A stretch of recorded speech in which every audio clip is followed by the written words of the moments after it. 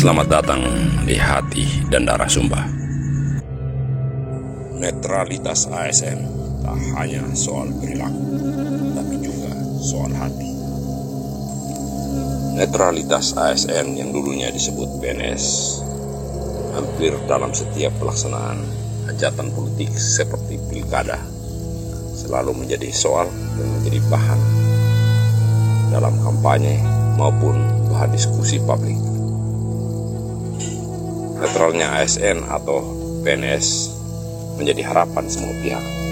Namun sejauh mana penerapannya dan realisasinya di lapangan, tentunya hanya PNS atau ASN itu sendiri yang tahu. Yang pasti regulasi sudah mengatur. Tinggal bagaimana panggilan hati dan kesadaran diri untuk bersikap sesuai regulasi atau aturan yang berlaku. Berikut sekilas perbincangan dengan Ruth Diana Laiskodat yang pernah menjabat sebagai PJS Bupati. Belum ada laporan yang masuk. Kalau Bawaslu dia belum tembusan ke kita. Jadi saya tidak bisa bilang bahwa netral tidak netral. Yang pasti 1-2 pasti ada lah. Lupa dia bahwa dia harus netral. Sehingga di setiap kesempatan membuka acara, apel, menutup acara, saya selalu mengingatkan untuk ASN harus netral. Yang kedua, kita dapat surat edaran bahwa harus sosialisasi juga dan informasi tertulis ke desa, perangkat desa, dan badan musyawarah desa. Jadi surat edaran ini tentang pencegahan pelanggaran dan pengawasan netralitas kepala desa atau sebutan lain perangkat desa pada pemilihan gubernur, wakil gubernur, bupati, wakil bupati, wali kota, wakil wali kota. Yang jelas kalau ada laporan jadi proseslah mendapatkan sanksi. Kalau terbukti melakukan tindakan yang menyebabkan tidak netral. Jadi memang selama Ibu bertugas di sini, Bawaslu sama sekali tidak. Belum. Itu kalau menurut ini apa? Saya pahami Ibu. Ya.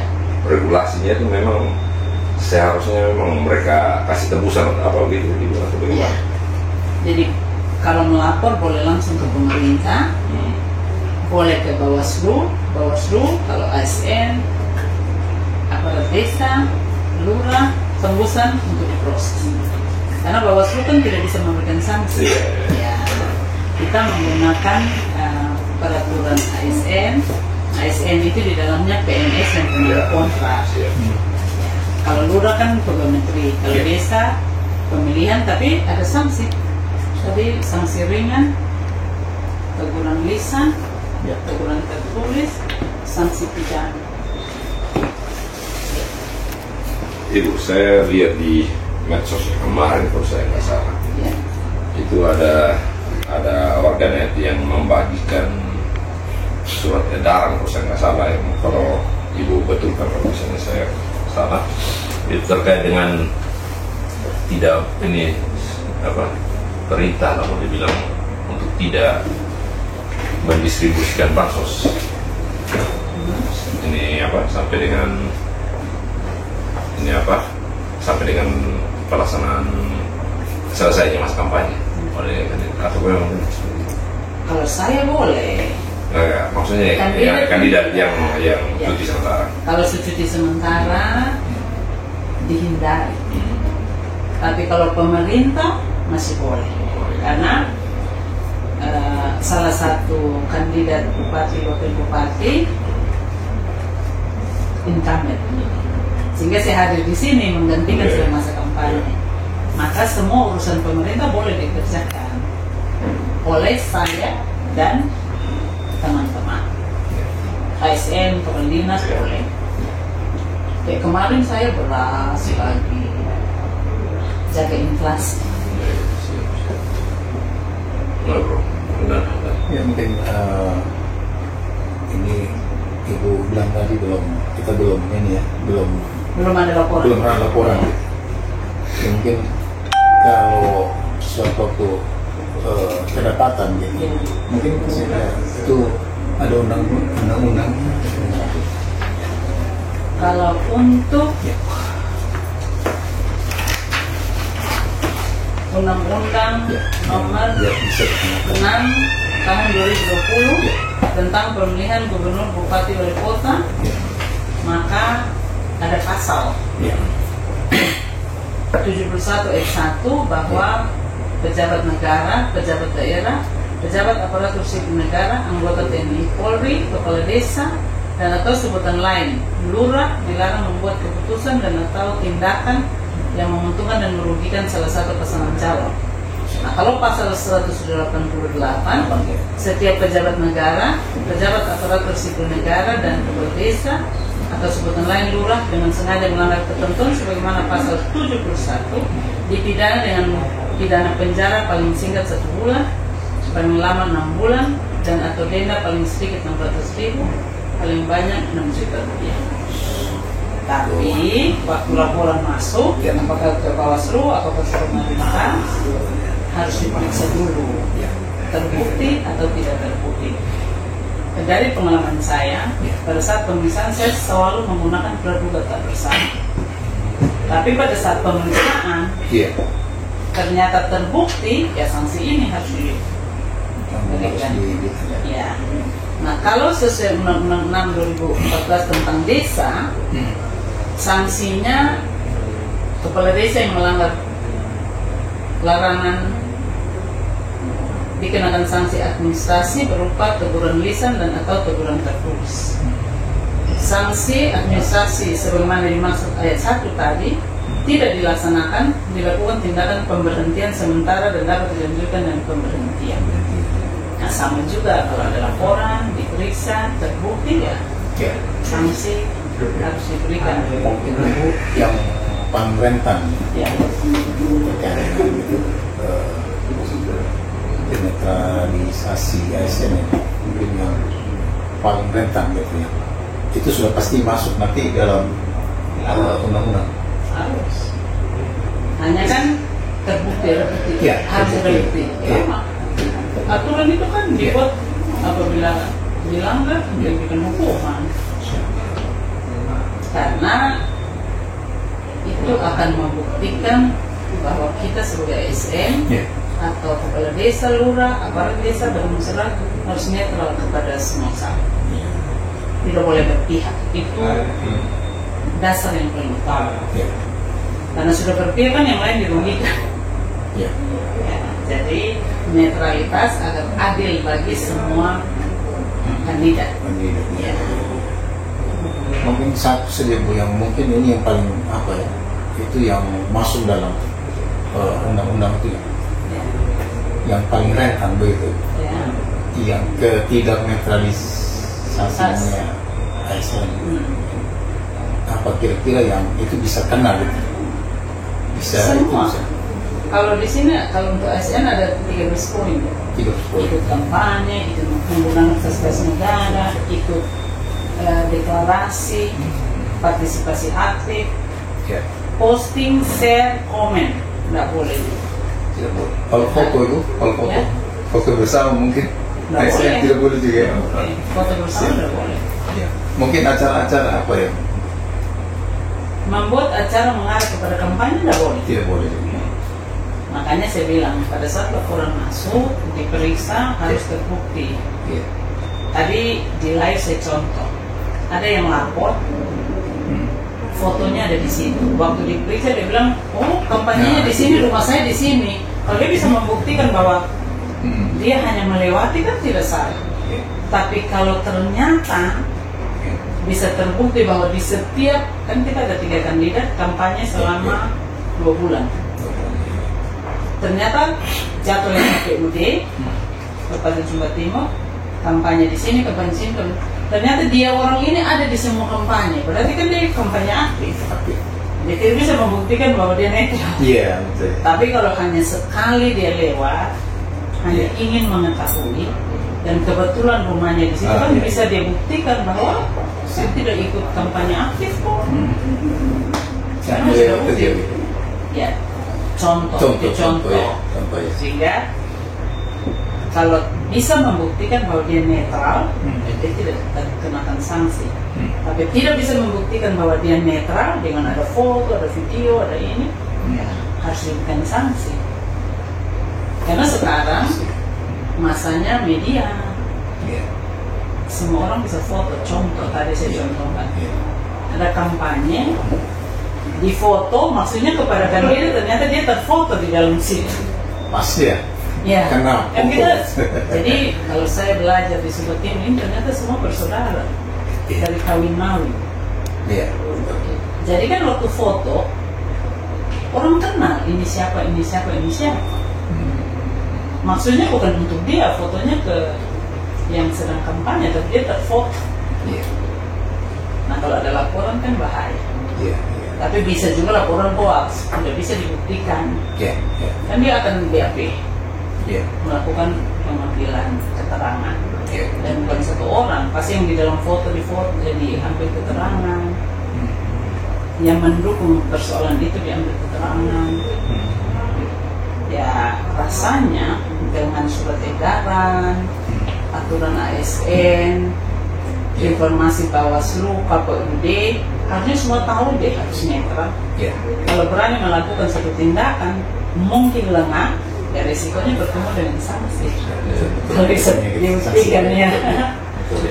Surat edaran nomor 800 ya Ibu percaya ada ya Pak?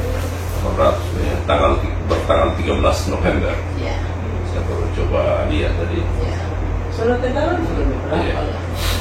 Nah, itu kan preventif supaya kita jangan melakukan kesalahan. Karena kepala desa sudah dipilih, dipercaya, baru harus diberhentikan, bahkan diberhentikan sementara, bahkan diberhentikan kan sangat disayangkan. Iya, apalagi kan khusus kepala desa dia juga melalui proses politik di desa. Iya, pemilihan. Iya. Kecuali lurah ditunjuk. Nah Ibu, penjabat bupati ataupun bupati ya kalau saya salah ingat itu juga adalah pembina politik ya dari daerahnya masing-masing. Nah ini kan dalam kapasitas itu Ibu, apakah tidak dimungkinkan dari pihak bupati ataupun seperti Ibu begini untuk proaktif meminta ke Bawaslu, ini selama ini ada nggak di pelanggaran, tolong lu masa selama ini nggak ada di laporan, nggak bisa? Boleh juga, boleh kalau mau. Pertimbangan ini tidak lakukan nih? Bukan. Yang paling penting untuk pilkada serentak ini kita memasuki tahapan-tahapan itu. Itu satu. Yang kedua, kalaupun ada pelanggaran, dia tidak berefek besar sampai hari ini ya. Tapi masih sampai ribut bakar, pastilah kita proses segera supaya dia tidak berimbas lebih besar kan. Nah kalau dia masih bisa diredam, Bawaslu itu punya tenaga terbatas. KPUD sama, kita juga sama. Untuk menjaga netral dan tidak ada keributan saya sudah diuntungkan. Tapi kalau yang frontal, yang merugikan, itu pastinya saya minta. Ini kan pasti yang kecil-kecil. Contoh sebelum saya datang itu kan kampanye damai mulai 23, saya tiba 25. Kayaknya 24 malam itu ada lempar-lempar deh. Nah waktu acara ramah tanah, Pak Kapolres ada, saya tanya. Karena saya kan tidak datang, saya tidak tahu juga siapa nomor satu saya tidak tahu. Karena itu bukan tugas saya. Saya melakukan tugas yang internal ini. Saya tanya Pak Kapolres, saya lihat di berita ada pelemparan sehingga ada yang terluka ke rumah sakit. Jawabannya satu, orangnya sudah diamankan di sel. Yang kedua, yang korban itu sudah diobati. Artinya kan bisa diredam. Sehingga ada hal-hal penting lain yang bisa kita kerjakan untuk menuju 27 November. Ya, contoh ekstrim yang kabupaten lain kan ada erupsi, ada pembakaran. Nah itu wajib untuk segera melakukan tindakan. Nah, yang tadi saya contoh satu yang saya ingat contoh itu pelemparan itu kan sudah bisa diredam karena kita bekerja sama TNI, Polri, tokoh agama, tokoh masyarakat. Himbauan itu harus dilakukan. Ada satu perbuatan baik di sini, doa bersama. Saya selalu lupa ini nama ini. Forum Kerukunan Umat Beragama. Ya. FKUB, deklarasi pilkada damai dan doa bersama. Itu sesuatu yang luar biasa. Kita jangan lihat bahwa itu seremonial, tapi di balik itu ada tokoh-tokoh yang menjaga kondisi agar Sumba Timur tetap aman. Kita tidak berharap ada ribut-ribut. Ini kurang 3-4 hari. Mau banget. Ya, terakhir kalau menurut saya, karena saya yakin ibu ada tugas lain yang penting yang sudah diagenda. Ya. Yang perlu dicontoh oleh daerah lain dalam situasi politik pilkada dari Sumba Timur itu apa, dan yang mungkin ibu juga perlu menjadi catatan bagi daerah lain yang tidak perlu dicontoh oleh Sumba Timur seperti apa dalam hal pilkada? Iya, dalam kaitan pilkada ini. Dan kita akan ke depannya akan ada pilkada lagi gitu. Pada saat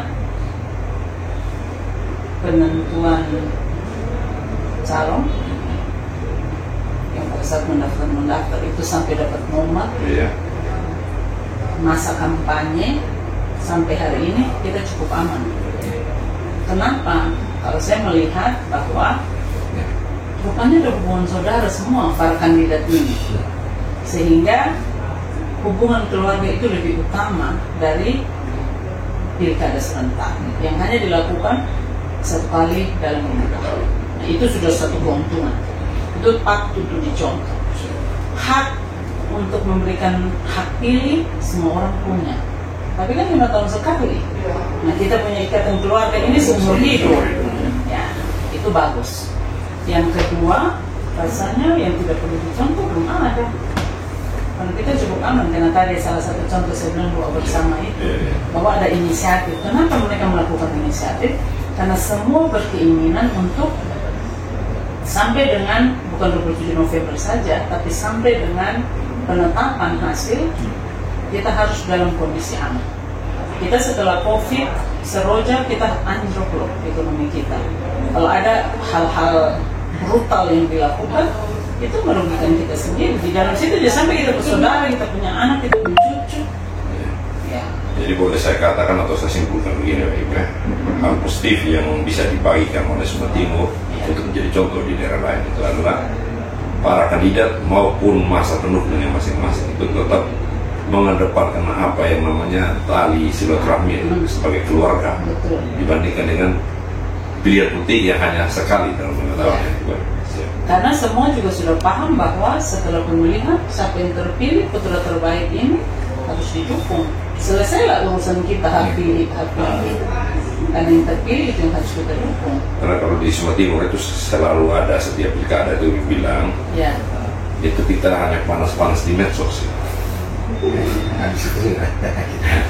Berarti setelah itu kalau saya menghimbau, kalau di medsos yang provokasi, maki, kasar, fitnah, ya janganlah dilanjutkan kalau terkirim ke kita, sehingga tidak tambah putus di kita. Ya, apalagi kita sebagai sumber hoax sebaiknya tidak.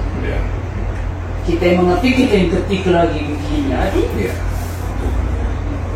Padahal hanya datang tusuk begini saja, balik pulang, tunggu sore sudah ada terpilih suara terbanyak. Nah, kita kembali lagi ke pembangunan kita. Kalau sudah benci, repot lah. Oke, terima kasih.